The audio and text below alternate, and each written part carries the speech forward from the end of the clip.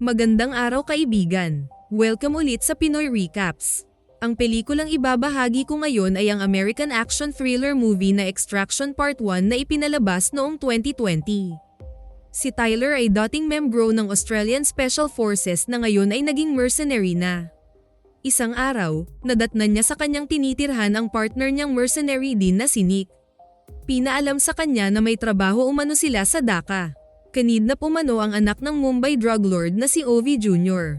Ang rival umano nitong drug lord din na si Amir na nakabase sa Dhaka, Bangladesh ang mastermind.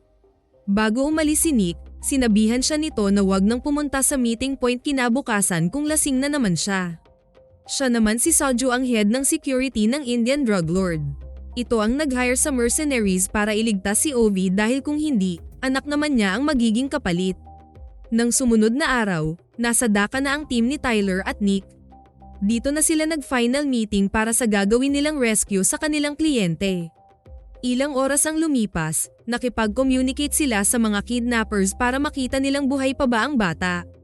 Dinala ng mga ito si Tyler sa hideout kung saan itinago ang hostage. Ilang saglit lang ay pinakita din sa kanya na buhay pa ang kanilang kliyente. Kaya sinabihan siya ng leader na iparating sa kanyang amo na buhay pa ang biktima at aantayin umano ng mga ito ang ransom. Habang hinahatid na siya pababa ng building, biglang tinamaan ng sniper ang isa sa mga ito. Dito na siya nakipaglaban sa isa pa. At ilang sandali lang ay bumalik siya sa unit ng mga kidnappers. Dito na siya nakipagsagupaan sa mga ito. Nang marinig ng ibang membro ang barilan sa loob, aatake na sana ang mga ito pero inisa-isa na sila ng sniper na kasama ni Tyler.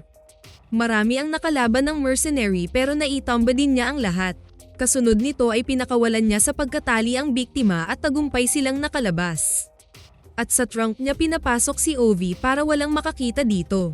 Maya-maya lang ay nakarating kaagad kay Amir ang balitang wala na sa kanilang poder ang hostage.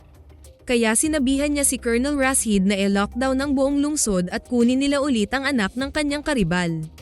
Paglipas ng ilang minuto, dumating na si Tyler at Ovi sa kanilang starting point kung saan sila magsimulang maglakad papunta sa kanilang extraction. Kung saan nakaabang na din ang kanyang mga kasama. Sigurado siyang matindi ang harang sa kanila kaya nagsuot siya ng vest, naghanda ng gamit. Pinasuot din niya ng vest si Ovi saka sila mabilis lumisan sa lugar. Nang mga sandaling iyon, tina-track na din sila ng kanyang mga kasama. Nakapwesto na rin ang bangka na sasakyan nila at ang sniper. Tinawagan na rin nila si Saju para i-transfer na ang bayad sa mercenaries. Pero paglipas ng ilang minuto, wala pa rin silang nakitang confirmation na pumasok sa bangko. Kaya nang tawagan nila ulit ang contact, hindi na ito sumasagot. Dito na nila napagtanto na niloko sila ni Saju. Nawala itong balak magbayad sa kontrata nila. At nang magradyo si Nick sa mga kasama, hindi na sumagot ang dalawang nasa bangka. Dahil hindi nila alam na may kalaban na palang nakapasok sa loob. Kaya napatay na nito ang dalawa nilang kasama.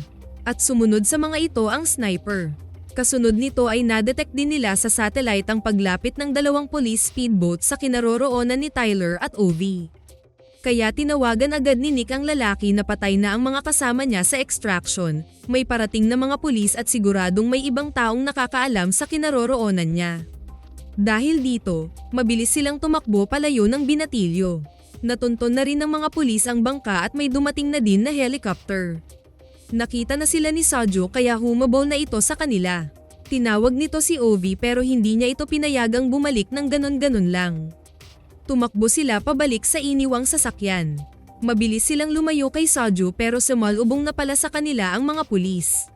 Sinubukang bumaba ni Ovi at sumigaw ng tulong sa bodyguard pero sinabihan niya itong kinontrata sila ng ama nito pero dahil ganito ang nangyari ibig sabihin baka may usapan si Saju sa mga kalaban nila.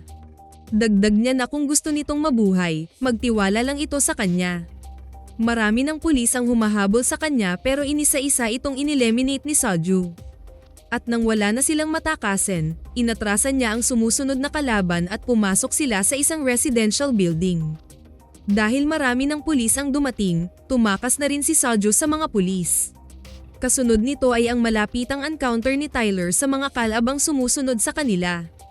Hanggang sa makatagpo na nga niya si Saju. Dito naglaban ang dalawa at hindi na alam ni Ovi kung kanino siya maniniwala ngayon. Umabot na sila sa kalsada. Pero kalaunan, nanaig si Tyler at nabawi niya ulit ang binatilyo. Ngunit nang tumakas na sila nakasunod pa rin ng pulis kaya pagdating sa ilalim ng tulay, tumalon ang dalawa sa truck saka tumakas palayo. Ang hindi alam ni Tyler, nakaligtas pa rin pala si Soju. Nang gumabi na, nakakita sila ng isang warehouse para pagpahingahan. Maya-maya ay tinawagan siya ni Nick at sinabihan sa magiging extraction point nila kung saan pwede na silang ma-pick up ng helicopter. Dagdag ng kasama na palpak umano ang trabaho nila kay Ovi. Wala palang pambayad ang ama nito kaya sabi ng babae na iwan na lang niya umano ang binatilyo. Pero ayaw niyang gawin ito dahil naalala niya ang kanyang anak. Kaya sinabihan niya ang babae na maghanap sila ng ibang paraan. Samantala, patuloy silang pinapahanap ni Amir sa mga pulis. At ibinigay nito sa colonel ang kanyang picture. Samantala, tinawagan na din ni Soju ang kanyang mag-ina para magpaalam na kung sakaling hindi na siya makatawag ulit, kailangang tumakas na ang mga ito para hindi sila mabalikan ng mga tauhan ng drug lord. Paglipas ng ilang oras, lumabas na sila sa kanilang pinagtataguan pero nakasagupan nila ang mga batang goons ni Amir. At ilang saglit lang ay may dumating ng mga pulis at helicopter. Para matakasan ang mga ito, tumalon sila sa kanal. Saka tinawagan ulit si Nick na patawagan ang dati niyang kasama sa army na si Gaspar na ngayon ay nanirahan sa Dhaka. At hindi nagtagal, dumating din ang kaibigan niya. Mabilis silang pinasakay sa sasakyan nito at dinala sa rest house. Ngunit nang malalim na ang gabi, bumalik si Gaspar na lasing. Ang hindi alam ni Tyler, kaibigan pala nito si Amir. At nakipagdeal na pala ito para sa kanilang dalawa. Na makakaalis umano siya ng Dhaka pero kailangang patayin si Ovi para paghatian umano nila ang reward na $10 million. Hindi siya makapaniwala na nasilaw ang kaibigan sa pera. Hanggang sa magkasuntukan silang dalawa. Dahil sa mga sugat niya, dehado siya sa laban. Ngunit natigilan si Gaspar dahil hawak na pala ni Ovi ang baril. Nang akma itong sunggaban ng lalaki, binaril na ito ng binatilyo. Nagulat si Ovi sa nagawa. At napaiyak ng tuluyan ng malagutan ng hininga si Gaspar. Hindi ito makapaniwala na nakapatay na din ito. Gaya ng kanyang ama at ni Tyler.